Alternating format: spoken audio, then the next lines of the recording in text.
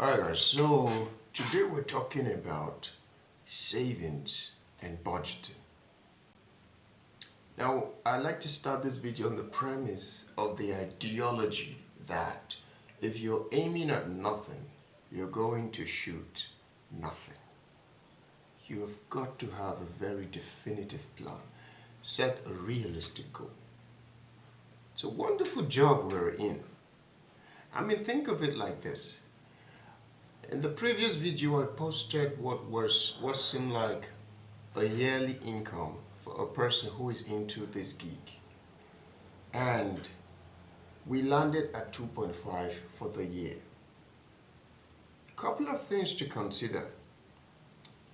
I worked only 1.5 day on average for the entire year. That's like 6 days a week, a month, sorry. For an entire 30 days, where other people go to work maybe around 25 days or 26 days, or 20 days, sorry, I worked 6 times.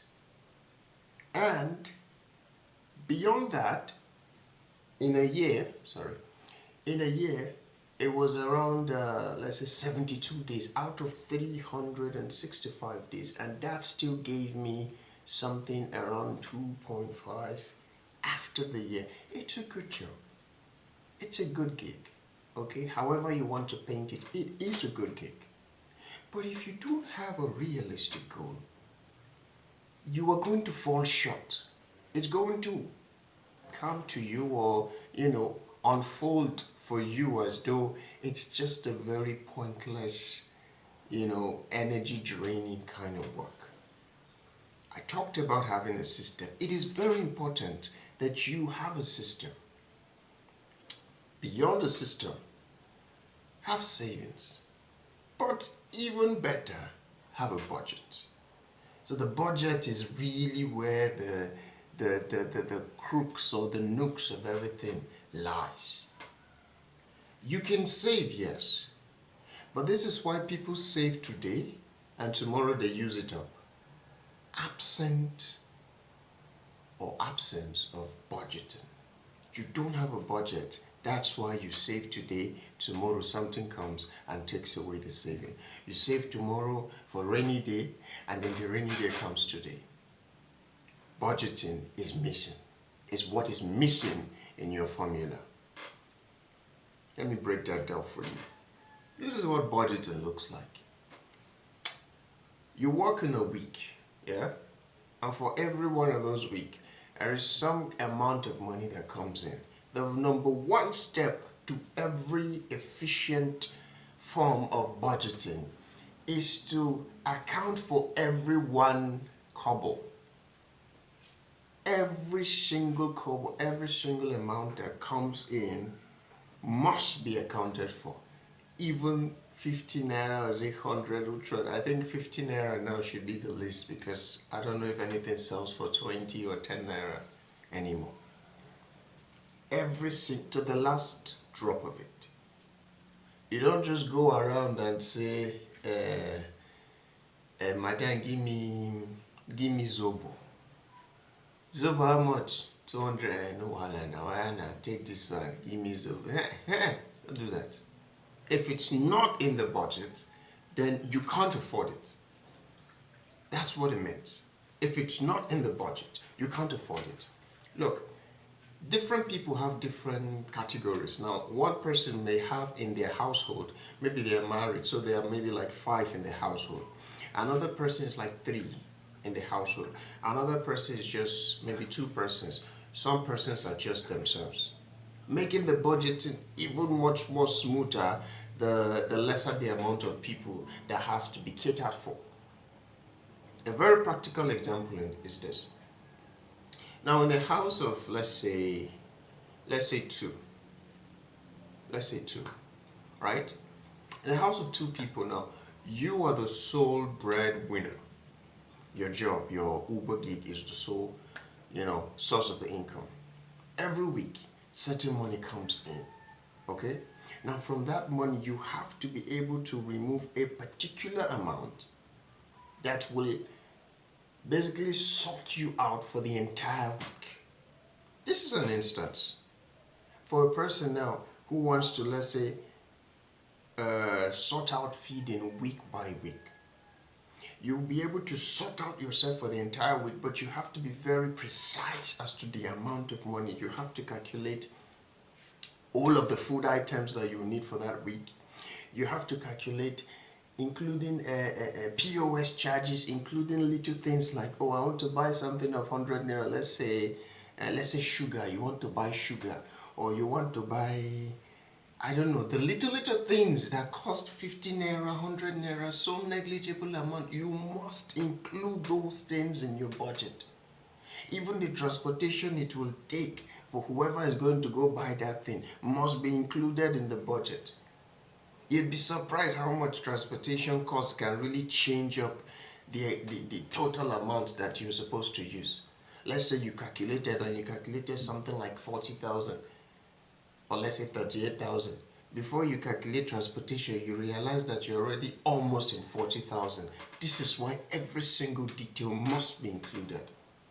So first things first is to take out the amount of money that you would need to survive for that week, to feed, not to survive, sorry, for that week. Afterwards, example of more things to use, to take out or to take into account as part of your weekly survival. Things like electricity recharge, right?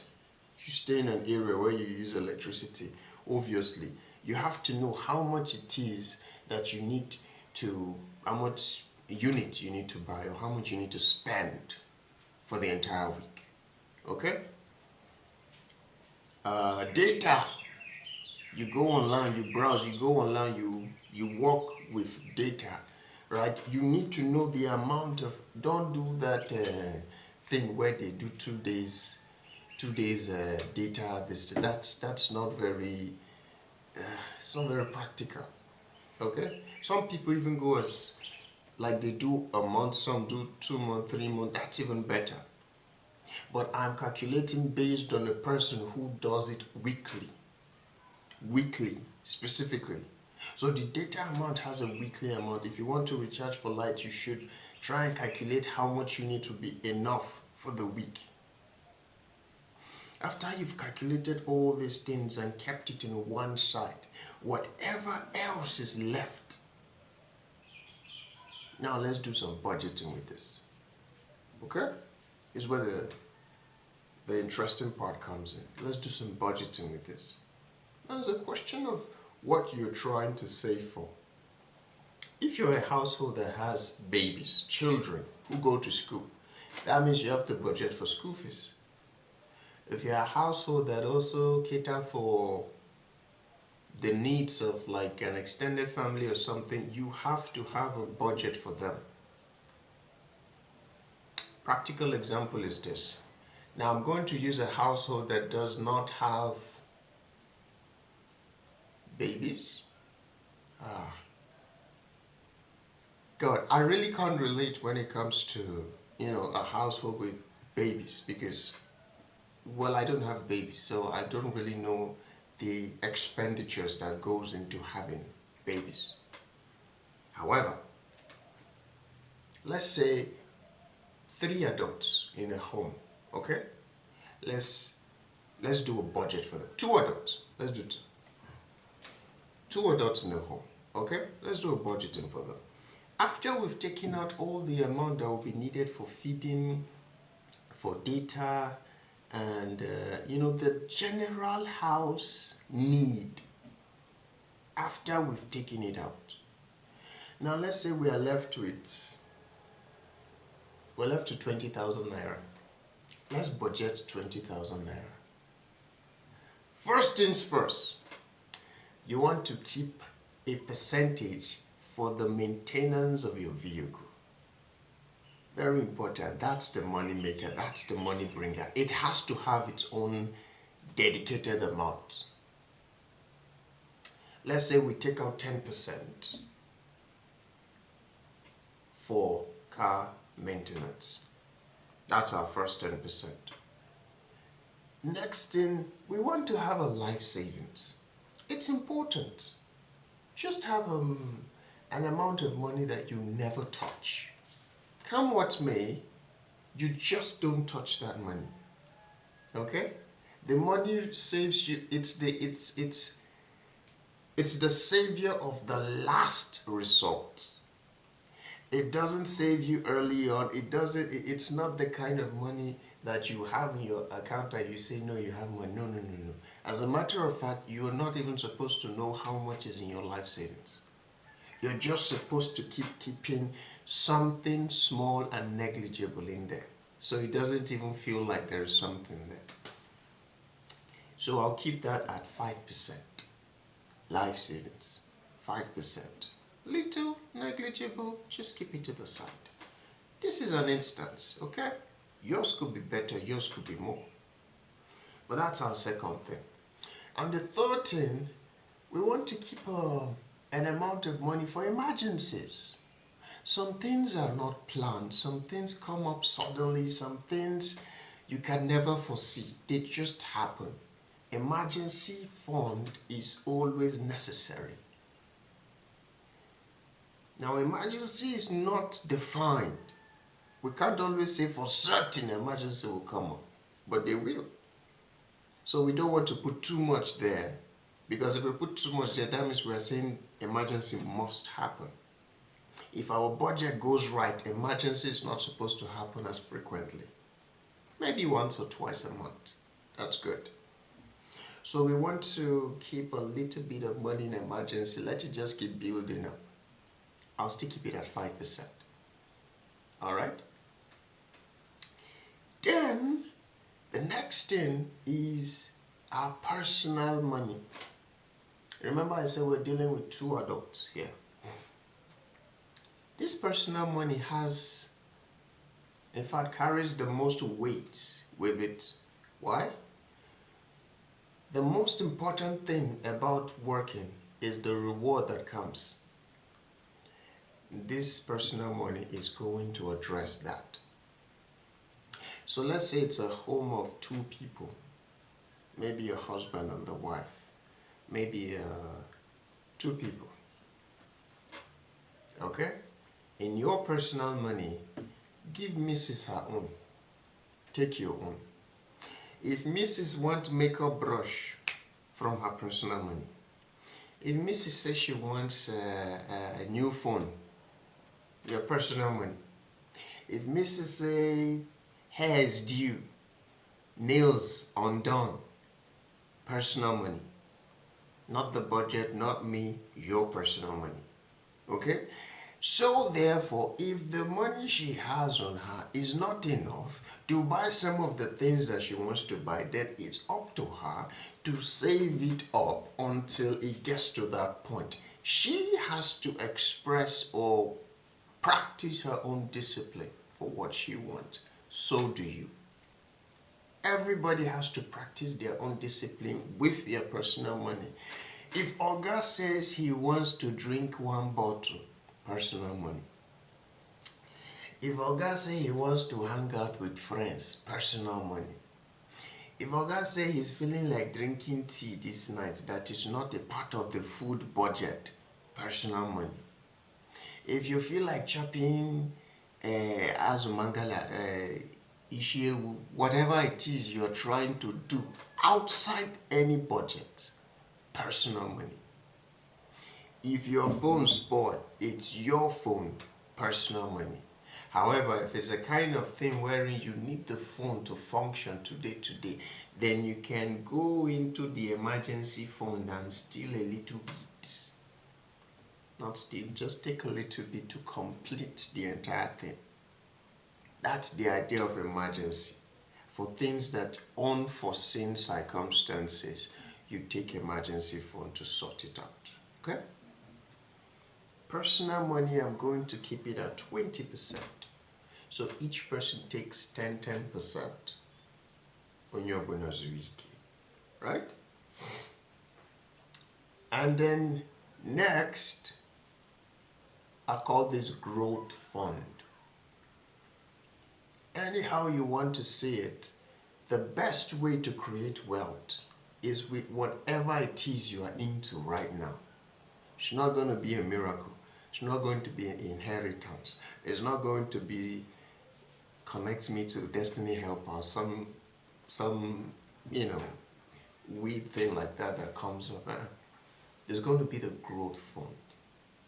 There will always be the need to advance, and that need comes in form of growth fund.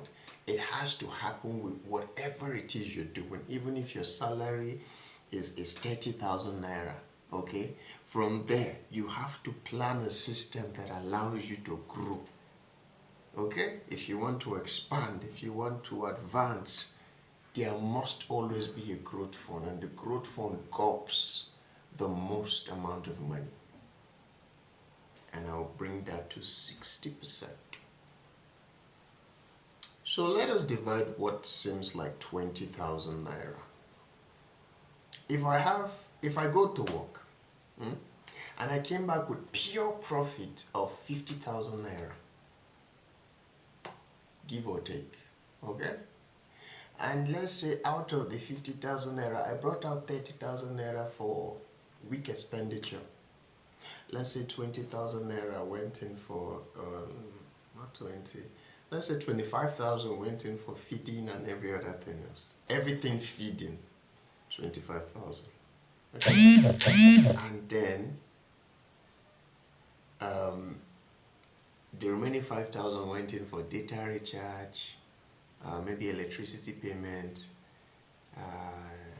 Yeah, I think those are the two I can think of right now. Okay? Then that's 30,000 gone into feeding and everything for the week.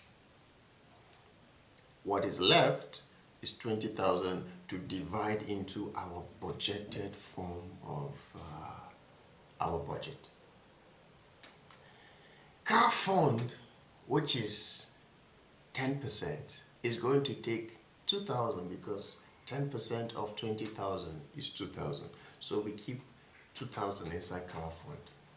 For this, you're going to need a couple of bank accounts, and it's nice because it's easy because all this microfinance bank is quite easy to just open an account. You don't have to go to the bank and submit documents, right?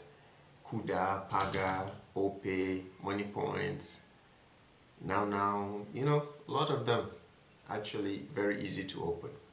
VFD or VDF, something like that. So 10% goes into our car fund, which is 2,000 naira. The next is our life savings. 5% of 2,000 naira is 1,000. 1,000 goes into life savings. Next is emergency, another 5%. So another 1,000 goes into life savings. Emergency funds. Next is our personal. Personal is 20%. That is 4,000. So 4,000 goes into personal. So whoever wants to buy whatever they want to buy, you are limited to that amount of money. What this essentially means is that if you want to do something, let's say you want to buy a watch, your wristwatch. Wristwatch is costing 5,000 and what you have is 2,000. You have to wait 2 more weeks before you buy it. That's what it takes, or that's what it means to live below your means, by the way. You want to do something. It's not that you don't have the money for it, but most money have been budgeted to something. So you are forced to live below your means, because unless the money that is budgeted for that thing is complete, you cannot do that. You will not bring yourself to do that thing. Okay? Then lastly, you have 60% for growth, which is around 12,000. Yeah? So this is how you pattern it. And speaking more on what I mean by living below your means, okay? By the time you've gathered this whole amount, let me give you a rough estimate. If truly what you are actually able to get in your growth fund for each week is 12,000, By the end of the month, you probably would have somewhere around 48,000. Okay? Now this is the lowest case scenario. Like in savings, you just have this much. You're not touching it. So remember, I didn't even include things like rent. I don't know if you wanted to include that on a separate basis. You could take out some percentage from our growth fund and just add it as rent, depending on what you're paying as rent. Because my rule is that if the biggest expenditure I make in a year is my rent, I am extremely poor. Extremely poor. Your rent should be something that you have in your account almost most part of the year. It shouldn't be the biggest thing you are trying to rally around for to gather. If that is the case, it's either you are living way beyond your means, or your budgeting has a very, very deep problem. Get this. If a person decides to live in the suburbs, I mean Gwagwalada, Kubwa, is Kubwa really a suburb? I don't know. Kagini, I would tag that as a suburb. Buhari, Ushafa, these are suburb areas. Okay? Areas that are not really in town, infused in town. Like you have to journey a while to get to town. Marara, Banyanya, all those, borderline areas. Obviously, because the cost of living there is much lesser, the rent there is much lesser than when you have to live in town. If a person decides to live in a suburb area, let's say they pay around 300K for rent, okay? But in their account, they have like 3 million. This person is literally living below their means because there is capacity to live in town. If they wanted to, they could find a house of 1 point or 2 point and live there. But that would restrict their growth. That is why a budgeting system is good. And if you can help it to live below your means, to live in a place where rent is not your biggest expenditure, right? Then you're doing yourself a world of good. Rent is not something you break your head over. It's not your biggest expenditure. In fact, your biggest expenditure every year must be 1 or 2 businesses that you are establishing or you're growing. That must be your biggest expenditure. Use that as a yardstick to determine just how well endowed you feel you are or you are. So, this analysis I give to you now, it's just for a person who has their own vehicle, for instance. Okay, it could actually apply to also a person who has a vehicle on hire purchase, right? Let's say after you've paid off your dues to whoever it is that you got the car from, either a hire purchase or rented basis. After you've paid off your due, this is how much you can account for by the end of the week. You make sure you have this separation and stick to it. Don't break character. That is the discipline that is required for growth, inevitable growth. Stick to it, come what may. You don't break character. I don't have the money, I don't have the money. There was an incident that happened last year. My fridge spoiled. Yeah? Now, I never used to believe I'd be able to stay without fridge. Because I've always been used to, there is always a fridge. There's always something to store food items or, get cold drinks from. It didn't spoil. And then, the fridge repair person was telling me something that was way beyond what I had in the emergency fund. Because the emergency fund is supposed to cater for something like this, unplanned, unforeseen, just happened. That's what the emergency fund is for. They were telling me some price, and then I was like, I am not going to do this, right? I'm going to have to learn to live without fridge. It was difficult, I'm not going to lie. It was extremely difficult. I'd feel partially depressed a lot, okay? But after like a couple of weeks, I started feeling like, oh, I'm actually able to go without that.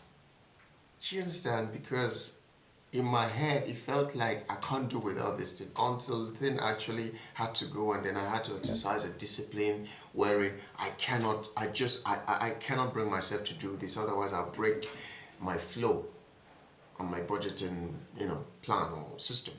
So therefore, it became a norm. It started to seem like, oh, no, not having fridge is hardly the worst thing that could happen to anybody. Hardly, far from it. You could actually still exist and function perfectly without all of that. Okay? So that is what we're talking about. All right? When it comes down to budgeting, all right? Don't just save, budget. You could maybe, for instance, your growth fund, you could divide it. Half goes for rent, half goes for growth fund, but make sure you have a growth fund. Come on, mate. By the time we've applied this to all of our expenditures, okay, you will find that by the end of each year, you have so much amount of money that if you wanted to start something on the side, right? Let's say a small business, let's say car wash, let's say a salon, let's say whatever the case may be. Last but not least, talking about what we call the miscellaneous fund. The miscellaneous does not come under any budgeting plan. The miscellaneous is something that is neither reoccurring nor is it personal. So there are a couple of things in a household that is neither reoccurring nor is it personal. By reoccurring, I'm talking about things like your electricity recharge is reoccurring. You need to do it from time to time to keep the lights on. Buying data is reoccurring. You need to do that from time to time to keep the lights on, to keep the data in your phone first. But when we're talking about miscellaneous, we're talking about, let's say you want to get a new table for the house, right? That should come under miscellaneous. It's not a personal expenditure, it's a table for the home, right? So everybody gets to use said table. You want to get new curtains, you want to get TV, you want to get, things for the home is basically falls under the category of miscellaneous. It's neither here nor there. If you're buying toothpaste, for instance, if you're buying baking soap, as long as it's not a personal thing, if you're buying cream, if it's a general one, also falls under miscellaneous. If it's a personal one, then it has to be your personal fund. So for the miscellaneous, let me just give you a sneak peek. For instance, for me, like, I work twice a week, so on the one day I work full day, I use that for budgeting. But on the second day, whatever profit I make on that second day or second time in the week that I work, every single thing there goes in as miscellaneous fund. So sometimes the money could be big, the money could be small, it doesn't matter. Every single amount there goes in as a miscellaneous fund. So if I need to spend something outside of my own personal budget, the miscellaneous fund will handle that. Okay? The miscellaneous fund is just as important. Do not ignore it, because you will need to get some things for the home. Sometimes something would just spoil, or like not having something like a fridge and wanting to get one, or not having I don't know what examples to use, but things that are not reoccurring and are not personal falls under miscellaneous. Okay, it's a general thing that is being used by everyone in your household. All right, so yeah, so that's what I have for you today. So just remember that if you start up this system and you carry it on for a good number of months, I'm going to give you tips on a couple of businesses that you could start with some of the money that you've saved from your growth fund, by the way. Before the end of the year, you should have been able to start at least 2 businesses if you stick to this budgeting plan. Okay? Just stick to it. Don't overblow it. Don't go to beyond and above or whatever. Just stick to it, and we'll go from there. All right?